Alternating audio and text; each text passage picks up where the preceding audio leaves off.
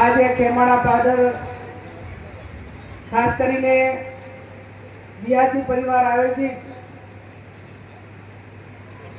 ભાગવત કથામાં આપણી સૌની વચ્ચે ઉપસ્થિત છે એવા થરાદના માજી ધારાસભ્ય આમ તો પહેલા શંકરાચાર્ય એમ કીધું કે ચૂંટણીમાં બધાએ એમ કીધું કે ભાઈ બનાસની બેન, શંકરાચાર્ય બાપુ એમ કીધું કે ગાયની બેન, અમારે પ્રમોશન મળ્યું કે ગુલાબની બેન, એવા મારા ભાઈ શ્રી નાનાભાઈ ગુલાબસિંહભાઈ કે ગઢવી સાહેબ સમગ્ર વિહાજી પરિવારના આમંત્રણને માન આપીને પધારેલ સૌ મહેમાનો, ગામના સૌ સજ્જનો, વડીલો, યુવાન ભાઈઓ અને બહેનો, શાસ્ત્રીજીના ચરણોમાં શીશ ઝુકાવીને આપ સૌને વિનંતી કરું છું કે આજે ભાગવત કથાનું આયોજન કર્યું હોય ત્યારે ભાઈ શ્રી ગુલાબસિંહભાઈ એમ કેબી સાહેબે કીધું એમ કે આટલા દિવસ કથા કરે તો એની અંદર આપણે શું બોધપાઠ લઈ શકીએ. એટલે બોધપાઠના અંતે જ્યાં પરિવાર હોય, સમાજ હોય, શહેર સંબંધી હોય ને આપણે કઈ રીતે ઉપયોગી બની શકીએ એ આપણાને મહાભારત અને રામાયણ આ બંને ગ્રંથો આપણાને ધાર્મિક રીતે આપણાને સૌને કાયમ પ્રેરણા પૂરી પાડી છે. હું ભગવાન કૃષ્ણ કનૈયાને પ્રાર્થના કરું, લખાભીમ દાદાને પ્રાર્થના કરું કે આપણે જ્યારે આ કથાનું આયોજન થયું હોય ત્યારે મહાભારત અને રામાયણ આપણને જીવનશૈલી શીખવાડતું હોય ત્યારે કોઈ ભૂમિનો પ્રતાપ હોતો હોય છે. એક ભૂમિ જે આપણી હરિયાણામાં આવેલી કુરુક્ષેત્ર ને બીજી અયોધ્યાની ભૂમિ.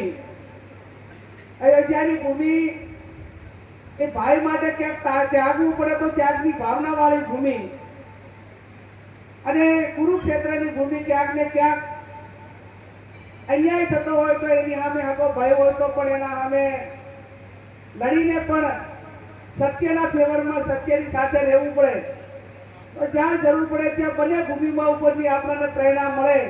અને ખાસ કરીને હું તો ભગવાન પાસે પ્રાર્થના કરું કે આ ખેમાણા પાદરની ભૂમિ અયોધ્યાની ભૂમિ બને એવી પણ હું ભગવાનને પ્રાર્થના કરું કે એકાબીજા ભાઈ માટે કંઈક તાકવા માટેની, કંઈક ભાઈ માટે કરીને કંઈક નાના મોટું જતું કરવાની.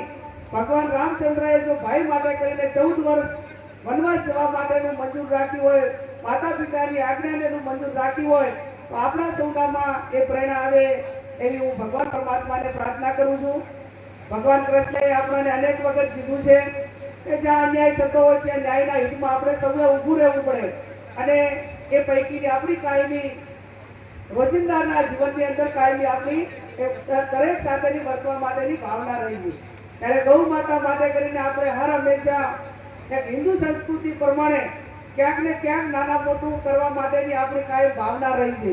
આજે લોકસભાના સાંસદને 1 વર્ષ થયું ત્યારે સવારમાં ધરણીધર ભગવાનના દર્શન કર્યા, અને દર્શન કરીને એ જ ભાગવત કથામાં આવીને આજે શરૂઆત એ ધરણીધરના દર્શન કરીને આ ભાગવત કથાથી કરું છું. ત્યારે ધરણીધર ભગવાનને લખાપીરને પ્રાર્થના કરું કે અમારા દ્વારા જેટલું થાય એટલું સારું કરવા માટેની ભગવાન અમને શક્તિ આપે, ક્યાંય કોઈના ખોટામાં ભાગ ન લઈએ, અને જે આ વિસ્તારે અમારા ઉપર પ્રેમ સ્નેહને લાગણી આપી છે એને એનું જે ઋણ અમારા ઉપર છે એ ઉતારવાની પણ ભગવાન અમને સૌને શક્તિ આપે.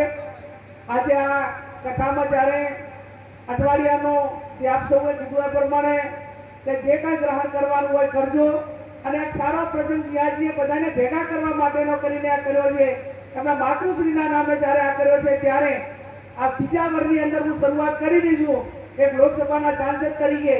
તો આ પરિવાર જે કાંઈ કરે એના માટે કરીને ત્યાં લખાપીર દાદાની જગ્યા હોય કે ખેમાણા પાદરમાં એ આ નિમિત્તે હું 3 લાખ રૂપિયા મારી સંસદ સભ્યની ગ્રાન્ટમાં આપીને જે કાંઈ કરવાનું થતું હોય કરજો. ફરી આપ સૌએ અમારું સન્માન કર્યું, શાસ્ત્રીજીના ચરણોમાં શીશ ઝુકાવીને આપ સૌનો આભાર માનું. કૃષ્ણ કનૈયા લાલ કી જય.